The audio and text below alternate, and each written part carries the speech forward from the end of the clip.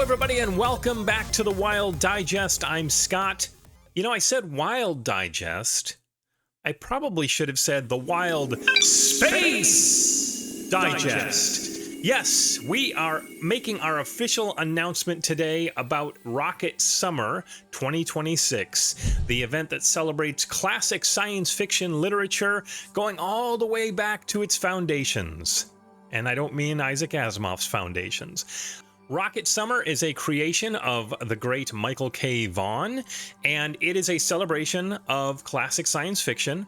And the rules are fairly simple if you're curious. If you look at the month of July, it's effectively 4 weeks. It's more like 4.5 weeks if you kind of, shift things around a little bit. So what Michael has done is he has broken it up into 4 individual weeks for reading goals or assignments, and they're very, very simple. Week number 1, you're going to read something from the beginnings of science fiction, whether that's Mary Shelley's Frankenstein or something else. It's entirely up to you. The beginnings all the way up through the 1930s. Week number 2 is reading something from the 1940s. Week number 3, you got this already? Week number 3, you read something from the 1950s. And week number 4, you read something from the 1960s. Now, we don't go any further than that, because the 1960s, of course, spelled the creation, or the launch, rather, of the new wave of science fiction. And I was born in 1969, so call me new wave. There's more truth to that statement than you know. So those are the four weeks of Rocket Summer. But I have a TBR of 5 books. How does that work? Well, like I said, I think it's more like 4.5 weeks. So I'm going to go through the books that I'm hoping to read for Rocket Summer. This is my tentative TBR. Things always are, changing. It's nebulous, like a nebula. Anyway, let's start from the very, very beginning. From 1929, I have The Maricotte Deep by Sir Arthur Conan Doyle. Yes! Sir Arthur Conan Doyle, the writer of Sherlock Holmes, the writer of the Professor Challenger stories. This is his book about Atlantis. Really looking forward to it. It's a very, very slimmy, a little tiny little book. So definitely hoping to get through that one fairly quickly. And if that's the case, thus my need for a 5-book TBR for a 4-week event. If I get through that one and still have plenty of time, and I'm still sort of in week 1.5, I'm going to read The Star Begotten by H.G. Wells. Now, this one I have not read, and of course, if you know Wells, The Time Machine, War of the Worlds, etc., you are familiar with his work, but maybe not Star Begotten. This one was published in 1937. This particular edition is from 1970, a little blown out there, from 1970, and it's got a George Barr cover, and it's published by Leisure Books, Inc. Now, not the same Leisure Books a lot of you know about from Westerns and things like that. This particular Leisure Books was based about 6 miles from my house, and the original building still stands. Of course, Leisure Books is long gone, but I may have to take a little trip over there and get a picture of, or at least some video of the exterior of the building if and when I get to reading Star Begotten by H.G. Wells for week 1.5, 1937. For 1942, from 1942 rather, so this would be technically week number 2, I have Donovan's Brain. Yes, Donovan's Brain. This is a very well-known book.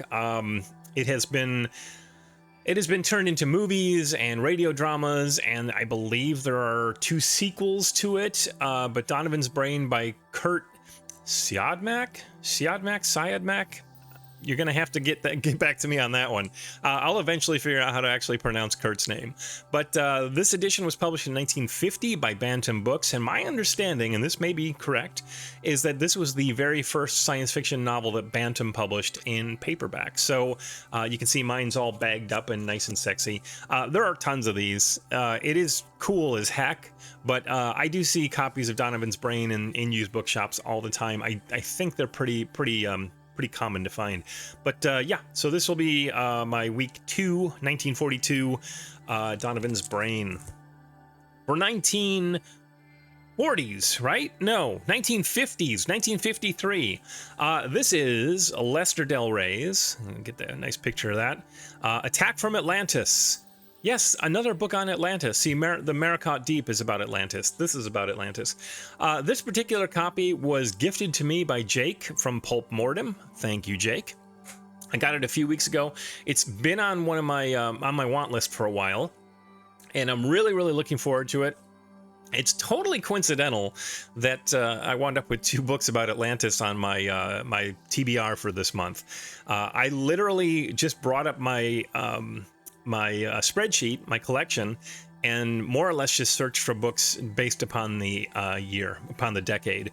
And this one happened to come up, and I didn't balk. I didn't go, oh, I'm going to pick something else. I went ahead and I'm going to read through Attack from Atlantis and make it a double Atlantis month for Rocket Summer.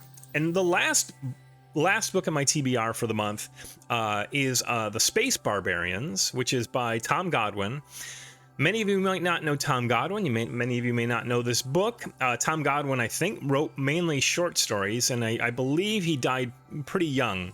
The reason I selected this one, though, is it's from 1964, and you won't really be able to see the details, but I just wanted to show you. Up in the corner here, and again, it's really blown out, but that's probably for the best. That is a mailing label from my parents, because this was from my father's private or personal library, and I never read it, and it was in the house when I was growing up. And actually, the address that's on that mailing label is the very first house I lived in as a wee babby. So this is going to be a fun one to read, because my father read this exact copy, I'm sure, to keep it in his library as long as he did. And yeah, really looking forward to reading The Space Barbarians with Tom Godwin. It's kind of a drab cover, but I kind of dig it. Very militaristic. Now, so that's my TBR of books that I'm hoping, aka planning to read. I have loads and loads and loads of science fiction short story collections as well. So if I need to embellish my TBR, I've got loads and loads of collections to read from. I mean, this is 3 from out there. What else I got here? And I just pulled a random selection of these off the shelf. The Unknown. These are all collections. Some of you just may know them. World's Best Science Fiction 1966, again from my father's collection, so kind of a cool one. Out of This World, this is a really neat old Penguin collection of fantasy stories, and I've already read a few of these, but that goes back quite a few years. Frontiers in Space, just the kind of stuff that I have in my collection. The Best of Planet Stories #1, I don't believe they ever did a Best of Planet Stories #2, so that's kind of an unusual item. So loads and loads of short stories that I can read if I want to fill in any gaps during the month as well. And lastly, and this was inspired by a reading report that Michael Vaughan just posted as of this morning, I think, as I'm recording this anyway. And he talked about how he was going to be reading some Flash Gordon comic strips, original comic strips. He just got, I think, one of the first collections, so 1934 through, I think that goes through 37, but I may be wrong on that.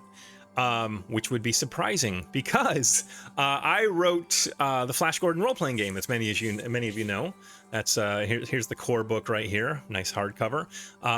And Michael inspired me by showing off his Flash Gordon collection, because when I wrote this, not only did I immerse myself in Flash Gordon stuff that I could access online or via movies and stuff like that, I also bought a lot of books and added a lot of books and collections to my library. So I have a number of Titan hardcover collections of strips going all the way up through the 50s.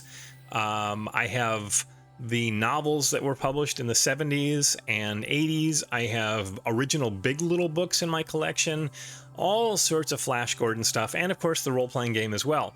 So I thought I would just devote an episode to Flash Gordon for Rocket Summer. So that will be coming up next month as well. So I can tell you all about the role-playing game, my writing process, how it was really very much a dream come true because I've been a Flash Gordon fan my whole life, and I'll show off some of the goodies from my collection, including a stack of Big Little books, which are really, really cool. If you've never seen Big Little books, they are fun items for sure. So Flash Gordon will definitely be popping up for Rocket Summer next month as well.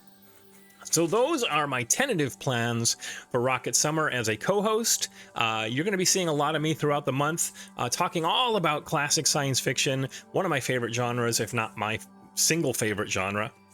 So stick around and watch for those coming up in the next few weeks.